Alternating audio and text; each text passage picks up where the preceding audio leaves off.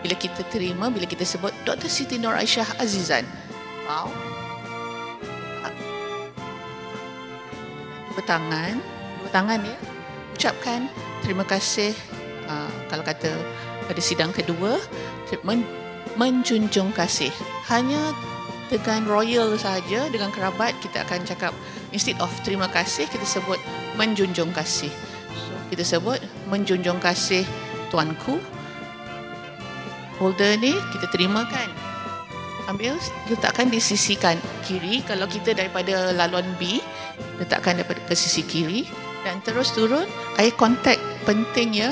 Adab untuk kita menerima apa-apa penganugerahan. Perlu ada eye contact dengan orang yang memberi